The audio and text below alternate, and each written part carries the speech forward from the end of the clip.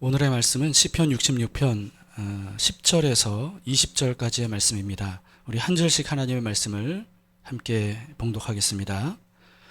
하나님이여, 주께서 우리를 시험하시되 우리를 단련하시기를 은을 단련함같이 하셨으며 우리를 끌어 그물에 걸리게 하시며 어려운 짐을 우리 허리에 메어 두셨으며 사람들이 우리 머리를 타고 가게 하셨나이다. 우리가 불과 물을 통과하였더니 주께서 우리를 끌어내사 풍부한 곳에 들이셨나이다.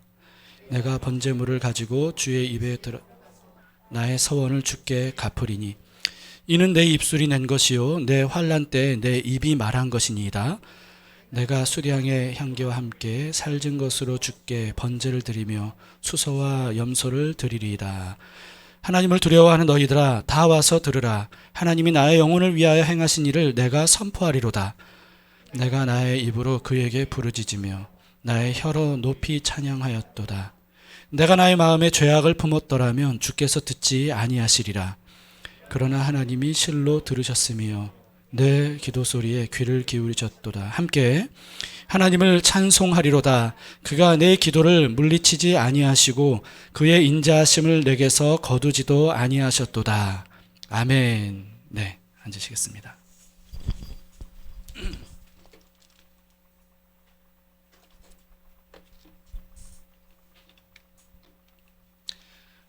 사람은 누구나 고난 없는 삶을 꿈꾸는 것 같습니다.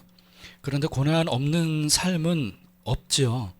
그래서 오죽하면 이런 말을 하겠어요. 고난 없는 사람 만나려면 어디로 가라 그래요? 무덤으로 가야 된다, 이런 얘기를 하지 않습니까? 그 정도로 고난 없는 삶은 없다라고 하는 겁니다. 그런데도 사람들은요, 고난을 당하면 하필이면 왜 내게 이런 고난이 왔는가라고 생각해요.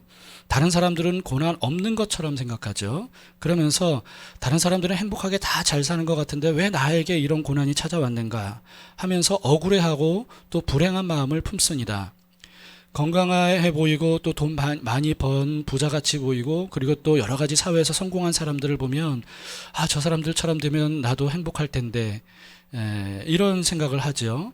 근데요, 그동안 살아보니까 그렇게 사회에서 한 것처럼 보이고 건강한 것처럼 보이고 또 여러 가지 돈도 많이 번 것처럼 보이는 사람들도 알고 보니까 다 사연 없는 사람이 없더라고요. 다 고난을 겪지 않은 사람이 없더라고요. 살다 보면 그런 고난들을 다 겪게 된다는 거죠. 믿음 없는 사람들도 예외는 아닌 것 같습니다.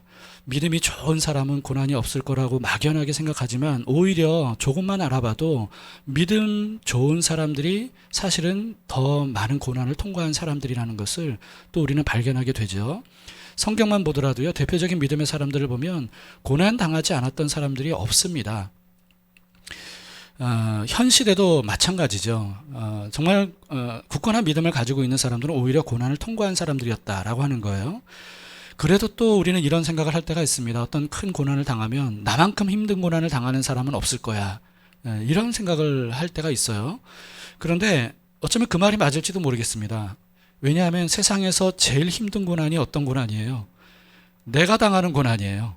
내가 당하는 고난이 제일 힘들기 마련입니다. 실제로 남들보다 더 힘든 고난이어서가 아닌 거죠. 이처럼 어차피 우리는 고난 없는 인생이 없다라는 사실을 인정하고 받아들일 수밖에 없다면, 그러면 우리는 이제는 고난에 대한 인식을 바꿀 필요가 있는 겁니다. 고난당할 때 마치 있을 수가 없는 일처럼 우리가 생각하면, 그러면 우리가 멘탈이 금방 깨져버려요. 그리고 삶이 완전히 무너져 버리기 쉽죠. 그렇기 때문에 고난이 찾아오면요, 누구에게든지 언제든지 올 수 있는 고난이 지금 나에게 왔구나, 이렇게 생각하면서 올 것이 왔다는 그런 마음을 가지고 우리가 그 고난을 대하는 것이 필요하죠. 그래야 한결 침착하고 유연하게 그 고난에 대처를 할 수가 있을 겁니다. 그리고 특히 고난을 당할 때 우리가 이런 마음을 품어서는 안 되는데, 하나님에 대한 이런 마음을 우리가 품을 때가 있어요. 하나님이 왜 나에게 이런 고난을 주시나 하는 거죠. 그러니까 하나님에 대한 원망, 불평, 이런 거예요. 왜 하나님이 나에게 이런 고난을 주시는 건가? 라고 하는 거죠.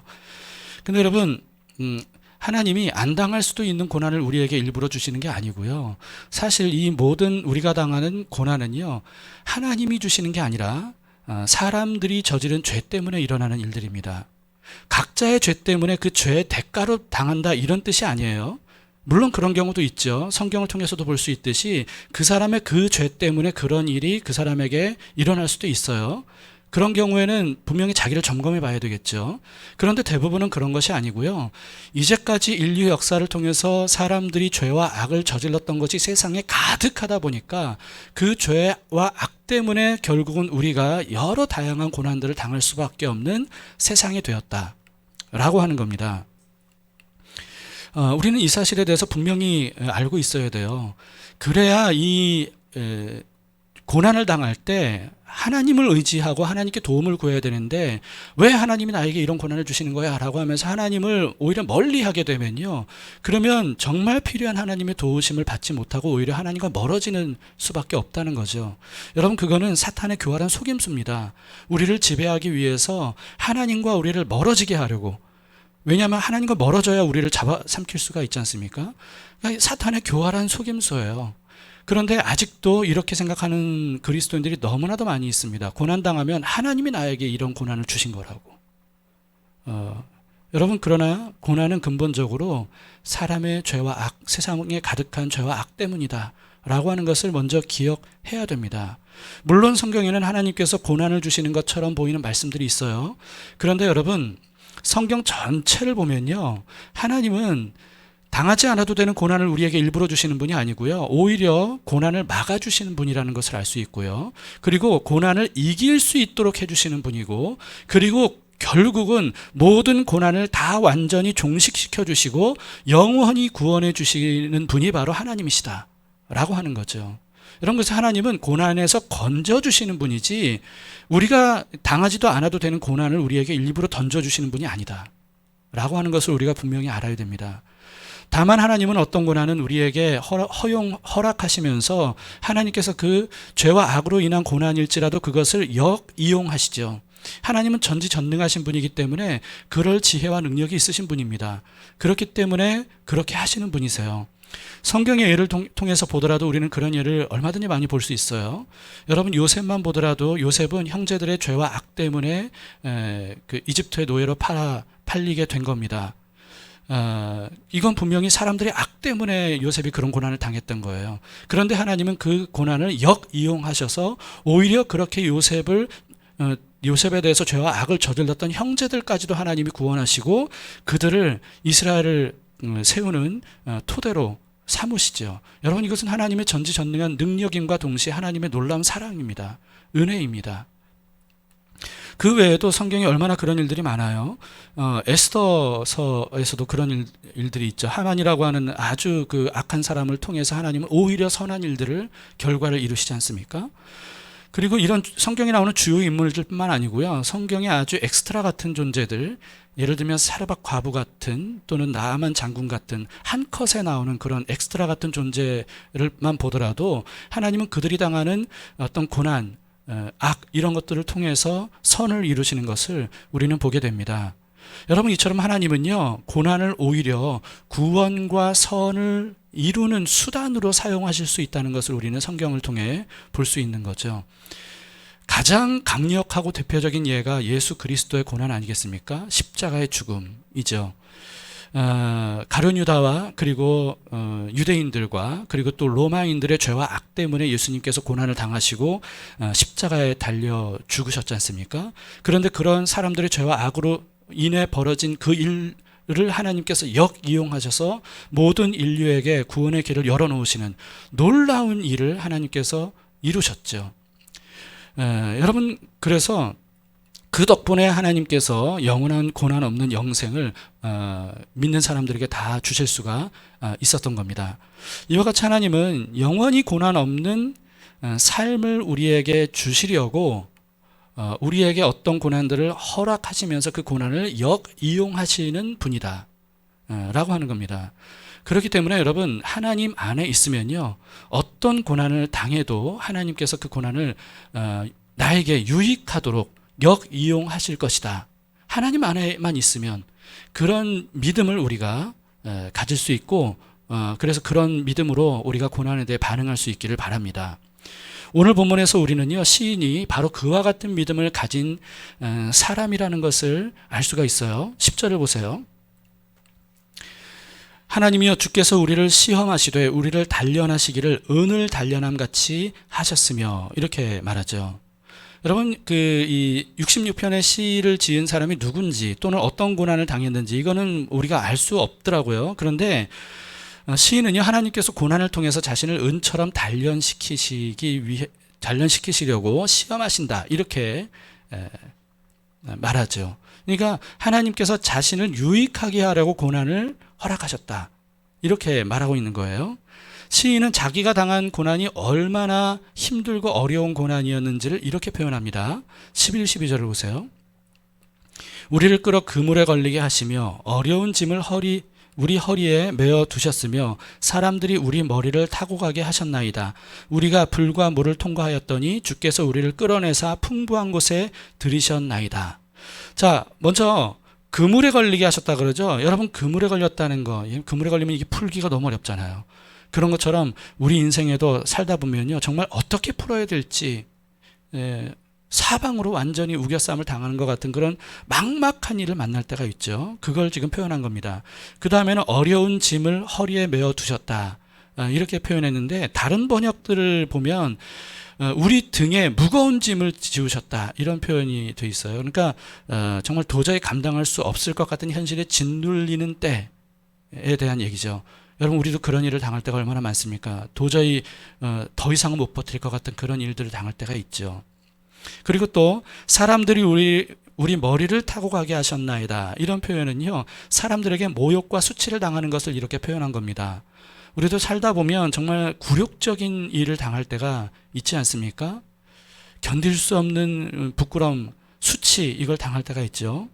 또 우리가 불과 물을 통과하였더니, 이렇게 표현하고 있는데요, 이게 무슨 의미겠습니까? 죽을 뻔한 위기의 순간들이 있었다, 이런 표현 아니겠습니까? 살다 보면 우리도 그럴 때가 있죠. 시인은 그런데 이런 굉장히 힘들고 어려운 순간들, 고난들을 굉장히 많이 겪었는데, 결국은 하나님이 이 시인을 어떻게 하셨다고 그래요? 주께서 우리를 끌어내사 풍부한 곳에 들이셨나이다, 이렇게 노래하죠. 여러분, 이런 어려운 다양하고 힘든 고난들을 겪었지만, 그러나 하나님이 그 가운데 함께 하셨기 때문에 결국은 선한 열매를 얻도록 하셨다, 이렇게 노래하고 있는 겁니다. 이런 내용이 성경에 굉장히 많이 있는데요, 저는 이런 말씀을 볼 때마다 시편 23편이 떠올라요. 대부분 시편 23편 하면 전체를 다 암송하기도 하지만 1절, 2절 이 정도를 사람들이 이제 각인시킨 것 같아요. 하나님 여호와가 나의 목자이시기 때문에 내가 부족함이 없고 그분이 우리를 쉴 만한 물과 푸른 풀밭으로 인도하신다. 여기까지만 우리가 생각을 하기 때문에 시편 23편 하면 꽃길이 생각이 나고 막 평화롭고 이런 것만 생각해요. 그러나 시편 23편 전체를 보면요, 사망의 음침한 골짜기가 나오죠. 그리고 원수들, 우리를 집어삼키려고 하는 원수들이 있다는 사실도 노래하고 있습니다. 여러분, 왜 하나님이 선한 목자이신데 사망의 음침한 골짜기를 지나가게 하실까요? 왜 원수들이 우는 사자처럼 두루다니면서 삼킬 자를 찾는 것처럼 보이는 그 어두컴컴한 사망의 음침한 골짜기 안으로 우리를 인도하시겠습니까? 왜냐하면 선한 목자라는 알잖아요. 거기를 통과하면 푸른 풀밭 쉴 만한 물가가 있다는 것을 아시죠?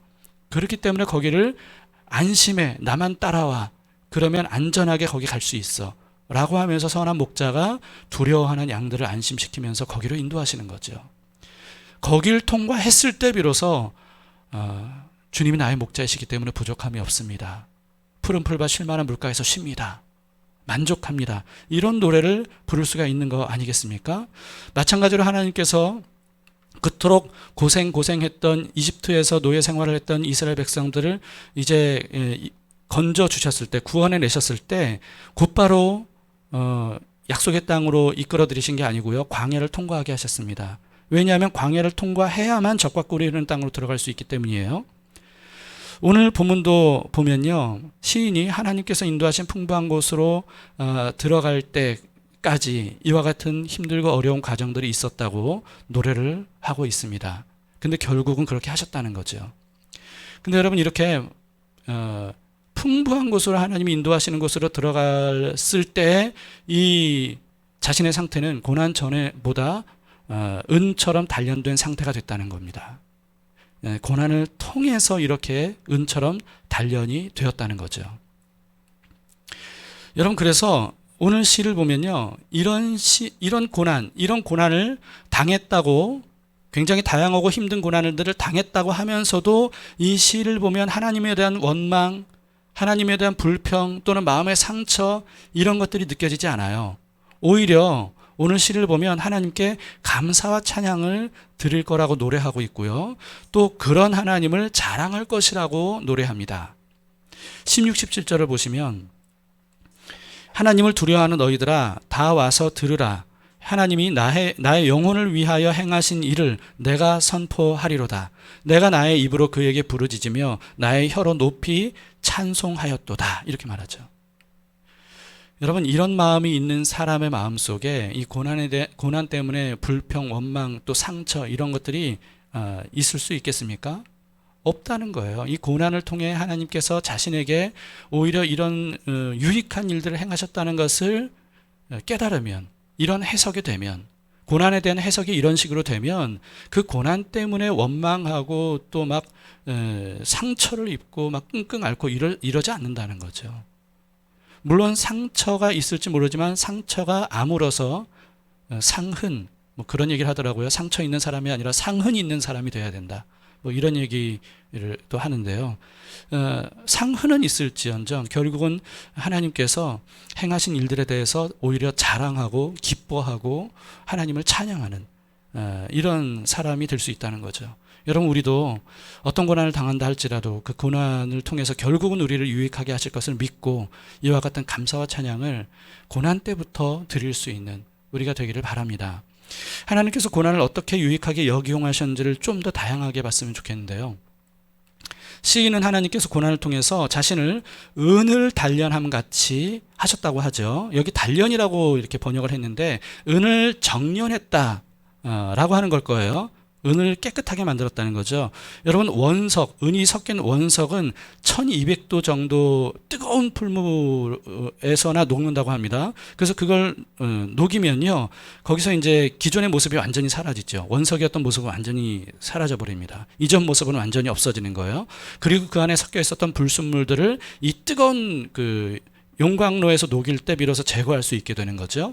그러면 그런 과정들을 통해서 순수하고 값진 그런 은을 얻을 수 있는 겁니다. 금도 마찬가지고요. 풀무불이 충분히 뜨겁지 않으면 이런 좋은 결과를 얻을 수가 없습니다. 여러분, 이처럼 하나님께서 고난을 통해서 우리를 정련하신다라고 하는 것은요, 이 고난의 때야말로 우리 안에 숨겨져 있었던 구석구석 우리에게 뿌리내려져 있었던 죄와 악을 제거하시고 우리를 고귀하고 순수한 사람으로 새로 빚으신다 라고 하는 것을 의미합니다. 극심한 고난을 당해보셨습니까? 여러분, 극심한 고난을 당하면요, 사람 속에 추악한 실체가 드러나더라고요. 이걸 대하는 게 너무나도 마주대하는 게 너무나도 고통스러워요. 내가 이런 인간이었구나 라고 하는 것을 이 극심한 고난에 있을 때 비로소 이게 깨닫게 되더라고요. 그런데요, 그때야말로 자신 안에 있는 죄악을 적나라하게 볼 수 있고, 그리고 그것을 근본적으로 철저히 회개할 수가 있습니다. 저 역시 오랫동안의 고난이 아니었다면요, 제가 얼마나 뿌리 깊은 죄인인지를 깨닫지 못했을 거예요. 모든 사람이 죄인이니까 나도 죄인이지, 사실 나도 뭐 거짓말한 적이 있고 나도 뭐 이런 죄를 저지른 적이 있고, 이 정도밖에 몰랐을 겁니다. 그런데 극심한 고난을 오랫동안 겪으면서 저의 추악한 실체를 제가 스스로 보게 되고, 그래서 회개해야 되는 게 바로 이런 거구나. 내가 회개할 수밖에 없는 죄인, 뿌리 깊은 죄인이라는 것, 정말 죽을 수밖에 없는 죄인이라는 것이 바로 이런 걸 의미하는 거였구나 라고 하는 것을 정말 깊이 깨달을 수 있었습니다. 그래서 근본적인 회개를 할 수 있었죠. 그랬더니 그동안 피상적으로만 알았던 하나님의 말씀들을 비로소 그 진실, 가슴 깊이 깨달을 수가 있게 됐어요. 하나님의 사랑이 얼마나 큰 사랑인지를, 내가 얼마나 뿌리 깊은 죄인인지를 깨닫는 만큼 알게 되는 것 같습니다. 복음이 왜 복음인지, 구원이 뭔지, 왜 바울이 자신을 그렇게 훌륭한 믿음의 사람이 자신을 죄인 중에 괴수라고 말했는지. 여러분, 바울은요, 죄인 중에 괴수였다 이렇게 말했던 게 아니에요. 나는 죄인 중에 괴수다 이렇게 말했습니다. 그리고 왜 예수님의 백문일답이라고 말하는지, 그리고 진짜 교만, 그리고 진짜 겸손이 뭔지, 여러분 이것들을 제가 저의 어떤 뿌리 깊은 죄를 깨닫고 난 다음에야 비로소 어느 정도 온 몸과 마음으로 동의할 수 있게 됐던 것 같아요. 저는 이게 고난으로부터 얻을 수 있는 최고의 유익이라고 생각합니다. 아이러니하게도요, 내가 얼마나 추악한 죄인인지를 그 실체가 드러나는 순간이 사실은 이 고난으로부터 얻을 수 있는 최고의 은혜이고 유익이더라고요.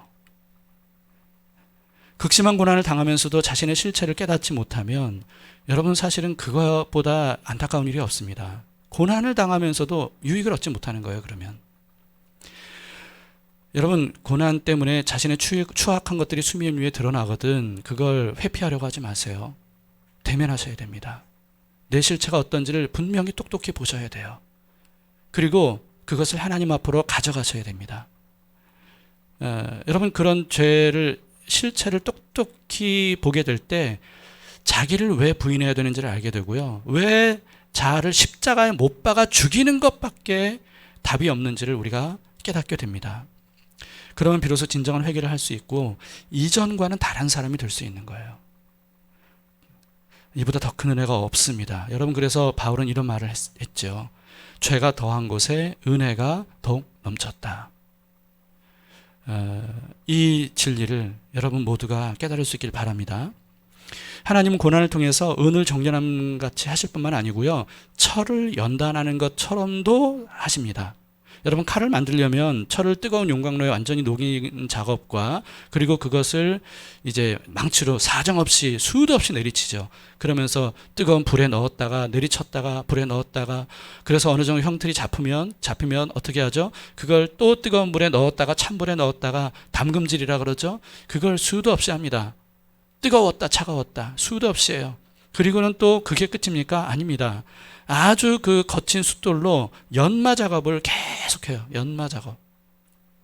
이런 작업들을 해야 많이 할수록 무뎌지지 않는 그런 강한 칼을 만들 수가 있는 거죠. 여러분, 하나님께서도요, 우리가 이렇게 웬만한 일에도 끄떡하지 않는 그런 강한 사람이 되기를 원하십니다. 실제로 극심한 고난을 견뎌낸 사람들은요, 웬만한 고난 정도는 아주 흔들리지 않고 쉽게 이겨내고 견뎌낼 수가 있지 않습니까? 그런데 별 고난을 겪어보지 못하고 온실에서 자란 화초처럼 그렇게 자란 사람은요, 태풍이 아니라 그냥 찬바람만 조금 불어도, 뜨거운 햇빛만 조금 내리쬐도 그래도 금방 사그라들고 시들어져 버립니다. 이렇게 작은 일에도 그냥 금방 무너져버리고 당황하고 좌절하고 낙심해버리고 절망해버리는 이런 사람이 되지 말아야 돼요. 여러분, 그래서 제가 결혼 예비 학교 할 때도요, 좋은 배우자감에 대한 얘기를 하는데요. 여러분, 좋은 배우자감을 우리는 대부분 좋은 환경에서 걱정 근심 없이 산 사람을 좋은 배우자감, 뭐 돈도 많고 성공적인 가정에서 그냥 온실 속의 화초처럼 예쁘게 멋지게 잘 자란 사람, 이런 사람을 좋은 배우자감으로 생각하지만 사실은 그렇지 않습니다. 살다 보면 고난 없는 삶 없다 그랬죠. 여러분, 그런 고난을 당할 때 얼마든지 그 고난을 이겨낼 수 있는 강한 사람, 고난을 겪어본 사람, 어려움과 고통을 통과해 본 사람, 여러분, 이런 사람이 좋은 배우자감이에요. 하나님은요, 우리를 강한 용사, 영적 싸움을 능히 감당할 수 있는 강한 용사가 되기를 바라십니다. 우리도 자식이 세월이 지나도 젖도 떼지 못하고 걷지도 못하고 자기 혼자 자기의 삶을 영위하지 못하는 이런 삶을 이렇게 아이가 나이가 들어도 그런 삶을 살면 이게 부모로서 그런 것보다 가슴 아픈 게 없지 않습니까? 여러분, 부모는요, 아이가 때가 되면 젖을 떼고 단단한 음식도 자기가 씹어 먹고 충분히 소화시키고, 그리고 일어나서 넘어지더라도 다시 일어나서 걷고, 결국은 뛰고, 걷고 뛰는 정도가 아니라 오랫동안 걸을 수 있고, 그리고 빠르게 뛸 수 있는 그런 강한 체력을 가진 자식으로 성장하면 그걸 보면서 든든해하고 뿌듯해합니다. 그런 것처럼 하나님도 마찬가지라는 거죠. 그래서 하나님이 고난을 사용하신다는 거예요. 여기에 대한 말씀들이 굉장히 많은데요. 잠언 17장 3절 띄워주시고, 네, 눈으로만 보세요. 읽을 시간이 없네요. 또 히브리서 12장 11절도 보세요. 하나님은 우리를 연단하시죠. 그리고 베드로전서 4장 12, 13절도 보시면, 여러분, 그래서 연단하려고 오는 불시험을 이상한 일 당한 것처럼 여기지 말라는 겁니다. 그 고난을 통해서 우리가 연단되기 때문이죠. 자, 여러분, 운동을 할 때 강한 힘을 내는 근육을 만들려면 막 힘들어서 더 이상 이 하던 운동을 그만두고 싶은 그 순간보다 조금 더 해야 된다고 하더라고요.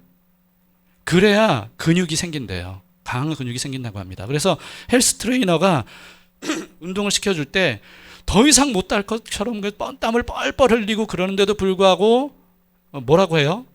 하나만 더 하자고. 하나만 더 하자고. 그러잖아요. 그럼 죽을 것 같은데 헬스 트레이너가 하자는 대로 하나 더 해요.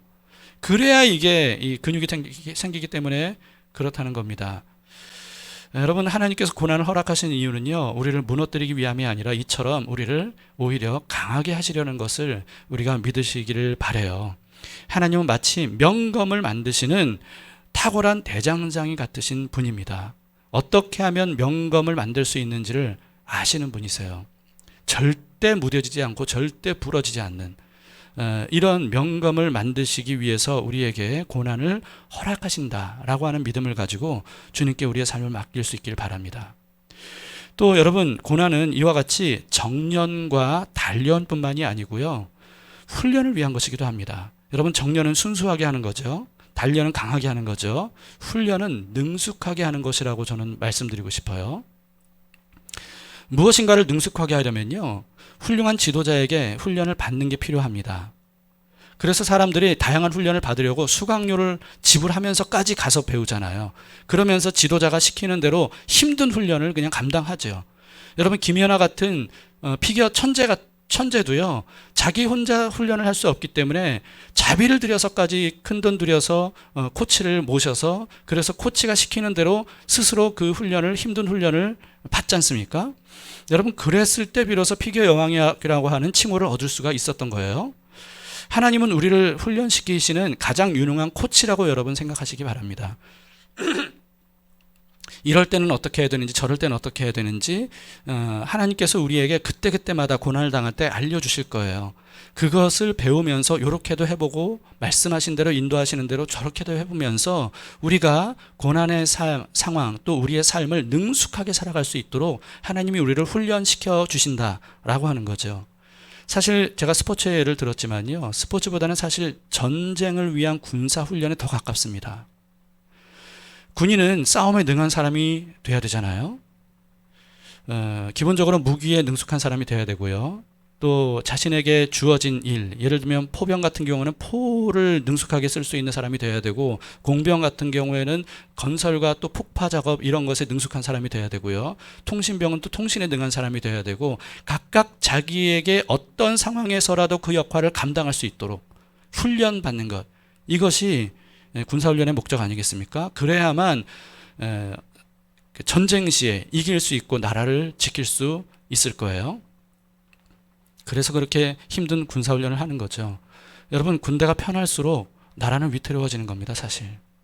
자식을 군대에 보내놓으면 힘들까봐 너무 이렇게 우리가 참 마음이 아프지만요, 사실은 힘들기 때문에 나라가 또 가정이 든든히 설 수 있는 거죠. 최근에 아프가니스탄 사태가 아주 세계를 하게 하고 있죠. 미군이 철수하자마자 탈레반이 그냥 완전히 장악을 해버렸어요. 이렇게 맥없이 탈레반에게 장악될 수 있을까? 여러분, 그 원인이 분명히 있더라는 겁니다. 정부가 너무 타락했더라고요. 부패했더라고요. 그래서 정부군, 미군이 있는 동안에 자신의 군대를 훈련시켰어야 되는데 훈련을 안 시킨 거예요. 여러분, 근데 물자나 어떤 군대에 필요한 것들이 없어서가 아니었습니다. 미군이 주둔하고 있었던 20년 동안 자그마치 미국이요, 아프가니스탄에게 100조 원이나 되는 엄청난 무기와 군수 물자를 쏟아 부었대요. 그런데도 불구하고 그 20년 동안 그 모든 물자 이런 것들을 정부가 오히려 탈레반에게 팔아넘겼답니다. 그러면서 정부가 자기 배를 불리고 자기 군대는 훈련을 안 시킨 거예요. 여러분, 이렇게 막강한 화력을 가지고 있어도요, 아프간 군인이 거기에 훈련받지 못하고 그것을 사용할 수 있도록 제대로 하지 않았기 때문에 탈레반이 이렇게 쳐들어왔을 때 총 한 방 쏠 생각도 하지 못하고 다 도망가 버린 겁니다. 군대가 있었지만 없는 것과 마찬가지였던 거예요. 대통령도 어마어마한 돈만 챙기고 도망가 버렸죠. 여러분, 근데 이게 남 얘기가 아닙니다. 훈련받지 못한 그리스도인이 교회에 가득하면 아프간같이 될 수밖에 없는 겁니다. 하나님께서 아무리 강력한 무기들을 우리에게 주셨다 할지라도 여러분, 그것들을 우리가 아무것도 아닌 것처럼 생각하고 그것을 능숙하게 사용할 수 있도록 훈련받지 않으면 아무 소용이 없는 거예요. 하나님께서 우리에게 좌우의 날성검인 성령의 검을 우리에게 주셨잖아요. 하나님의 말씀. 그런데 그 말씀, 오랫동안 교회를 다녔어도 하나님의 말씀을 간혹 한 번씩 보니까 이게 볼 때마다 생소하고 어색하면 어떻게 이 말씀의 검을 우리가 일상생활에서 영적인 싸움에서 사용할 수 있겠냔 말이죠. 하나님께서 기도라고 하는 엄청난 무기를 우리에게 주셨지 않습니까? 그런데 기도하려고 하지 않으니까 정작 필요할 때 무슨 기도를 어떻게 해야 될지 알지 못해서 그냥 절망하고 낙심하고 기도도 제대로 못하고 당해버리는 일들이 얼마나 많이 있어요. 여러분, 이 외에도 믿음, 겸손, 사랑, 지혜, 기쁨, 감사 등등 우리가 사용해야 할 수 있는 사탄과의 영적인 싸움을 할 수 있는 무기들을 하나님이 우리에게 얼마나 많이 주셨는지 몰라요. 그런데 이건 이래서 못하고 이건 이래서 안 되고 우리가 다 내치고 그냥 맨몸으로 우리가 있기 때문에 훈련받지 못한 상태이기 때문에 이걸 필요할 때 능숙하게 사용하지 못하게 되는 겁니다. 그래서 하나님이 고난을 사용하시는 거죠. 고난을 사용하시는 겁니다. 고난 당하면 어떻게 됩니까? 기도하지 않을 수 없게 돼요. 말씀 한 구절을 간절히 붙들지 않을 수 없게 돼요. 고난은요, 정말 극심한 고난을 당하지 않습니까? 그러면 그동안 자기가 믿고 의지했던 것들이 다 소용없다는 것을 깨닫게 됩니다. 그래서 비로소 하나님을 붙드는 거예요. 말씀을 붙드는 거예요. 떨어지지 않는 입을 억지로라도 벌려서 기도를 하게 되는 겁니다. 그렇게 함으로써 말씀의 사람으로, 그렇게 함으로써 기도의 사람으로, 그렇게 함으로써 믿음으로, 감사로 훈련받게 하시는 거죠. 영적인 무기들을 능숙하게 다룰 수 있도록 하나님이 크고 작은 고난들을 통해서 우리를 훈련해 주신다는 거예요. 여러분, 다윗은 이렇게 찬양했습니다. 시편 144편 1절에서 나의 반석이신 여호와를 찬송하리로다. 그가 내 손을 가르쳐 싸우게 하시며 손가락을 가르쳐 전쟁하게 하시는도다. 여러분, 이렇게 영적 전쟁을 능히 감당할 수 있는 훈련받는 군인이 되어야 됩니다. 여러분, 훈련받는 것은 쉽지 않아요. 쉽지 않기 때문에 훈련이 되는 겁니다. 쉽지 않기 때문에 단련이 되는 거고요. 쉽지 않기 때문에 정련이 되는 거예요. 이것을 우리가 반드시 받아야 되죠. 회피해서는 안 됩니다. 고난을 당해도 이유가 어떻든지 간에 기도와 말씀과 믿음과 겸손, 감사 등등 이런 것들을 하지 않으면요, 아프간처럼 될 수밖에 없습니다. 오늘날 교회가 어떻습니까? 우리 자신은 어떻습니까? 준비가 되어 있습니까? 훈련을 받으셨습니까? 여러분, 훈련받지 못하면 적들에게 순식간에 함락되어서 비참한 운명을 당할 수밖에 없습니다. 기억하셔야 돼요, 여러분. 탈레반이 아무리 악랄하고 무자비하다 할지라도요, 사탄은 그에 비할 수가 없습니다. 세상의 모든 악의, 정말 끔찍한 악의 배후는 사탄 아니지 않습니까? 사탄이지 않습니까? 그 사탄과의 전쟁을 우리가 싸우기 위해서 하나님께서 우리에게 주신 무기들을 능숙하게 다룰 수 있도록 우리는 하나님께 힘들어도 배워야 되고요, 훈련을 받아야 됩니다. 여러분, 그렇게 해서 우리가 그런 무기들을 가지고 싸울 수만 있으면 마치 이스라엘이 오합지졸이었는데 여리고성을 생각지도 않게 무너뜨리고 그리고 그 철병거를 가지고 거인들이 지키고 있었던 곳곳의 가나안 땅을 다 정복할 수 있었던 것처럼 여러분 하나님께서 주시는 이 무기들을 우리가 다룰 수만 있으면요 이렇게 사탄과의 싸움을 반드시 이길 수가 있습니다. 기억하셔야 돼요, 여러분. 하나님이 아무리 우리에게 좋은 것들을 주셨어도 아프간처럼 하면 절대 이길 수 없습니다. 고난을 통해서 영적 훈련을 받으시길 바랍니다. 말씀을 마치겠습니다. 여러분 지금까지 살펴본 것처럼 고난은요 인류의 모든 죄로 인한 것이긴 하지만 그러나 하나님은 그런 고난을 역기용하셔서 우리를 정련하시고 단련하시고 훈련시켜 주시는 분입니다. 그로 인해서 우리를 고귀하고 순수하게 만드시고요. 그리고 어떤 것에도 무너지지 않는 강인함을 주시고요. 그리고 또 능숙하게 싸울 수 있는 영적인 전사로 우리를 만들어 주십니다.